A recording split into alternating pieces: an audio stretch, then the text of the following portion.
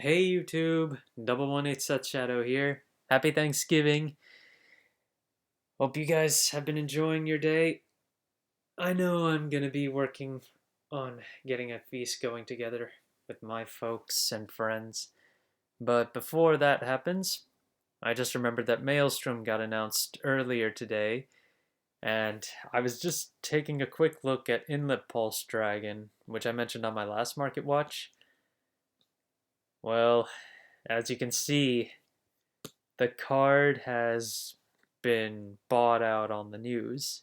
Someone actually bought this card for $60 apparently, but the only listings that are available now are around the $60 mark. And then you've got this one guy trying to sell. These are triple rare copies, by the way. Do not do this. Please do not be the guy who does this. $420 per. That's ridiculous. Even if you take a look at the SP version, this has been bought out completely. There's only one copy left at 105. So if you were eyeing that 420 for some reason, don't do it. You can get the SP for way cheaper at this point. And even then, please don't. I seriously don't think Inlet Pulse Dragon can hold at the $100 mark even for its SP like this. Maybe wait until it gets down to about the $70 mark to consider. But as the reveals indicated, Inlet Pulse will be playable in Maelstrom. Effectively, the cards that got announced are Algos, Tidal Assault, Wheel Assault, and Maelstrom himself. And then they made a set order for Maelstrom 2. But essentially, the whole support line works under restanding rearguards, column swapping, and Maelstrom's original effect from back during Limit Break. Although the thing is, for the new version of Maelstrom here, you don't have to hit anymore. The original Maelstrom required you to hit in order to get the full effect off. This one, I don't think it got a power gain. I don't remember right now. I'll have to double check. But essentially, all you have to do is swing with it on the fourth attack, and you'll get a draw and a retire. And I don't remember if you got anything else. I'll have to double check. But essentially, with that announcement, Inlet Pulse Dragon has now been bought out. So please be careful when you are going to purchase these. If you were looking to pick these up from Maelstrom, you definitely want to wait for some better sales. If the triple R does fall back down, I could see it getting down to 40. Maybe it could fall back to 30, but I don't think it can fall any lower than 30 for a while. And once Maelstrom actually releases, we're going to see a lot more hype of this. So at the very least, the triple R is not going to be going very far down for a while. And as for the SP, like I mentioned, try to see if you can pick these up at the $70 rate at the highest. If you're lucky, maybe, but we'll see what happens. Moving on from the Stoichia announcements, I did want to talk about one SP that got bought out a little while ago, Marnorm, which got bought out for the same reason that Bobelmine did, because it's getting a name change from mutant to monster. This will make it compatible with the kaiju slash monster support that's coming out in DSET 8. So the SP got bought out to the point of $10, and the last sale was 5. However, the double R is still available in plenty. You can easily pick this up for 6 cents, and for good reason. This card has an okay effect for being in Brandgate, but Bobelmine just outclasses it. The fact that Bobelmine can countercharge while providing you soul makes it significantly stronger than playing Marnorm, which requires you to -1 from your hand in order to get the countercharge. But I mean, the other benefit this has over Bobelmine is that if you need the counterblast before you start battling, you can do it with this card, but not with Bobelmine, because Bobelmine requires you to already be in the battle phase. In any case, it's still very easy to pick this card up, so I wouldn't buy into the SP's buyout. See where it goes from there. It might drop back down to 5. If you really feel comfortable, I'd say pick it up at 5. But we'll see what happens. Then you have Dragonic Overlord, the D version.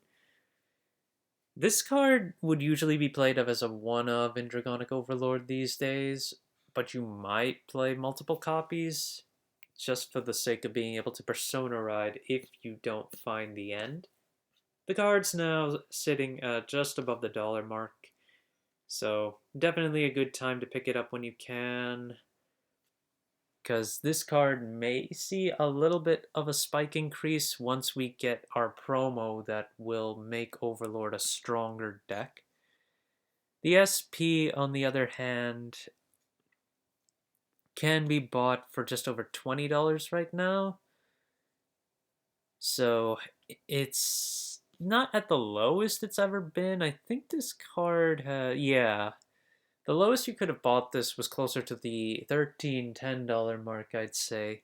But I don't think it's going to get back down there after the new promo drops. So 20 is not too bad to pick up. If you can find it for 15, that's even better. Then another card to talk about from the same set, Maiden of Deep Impression Urgula.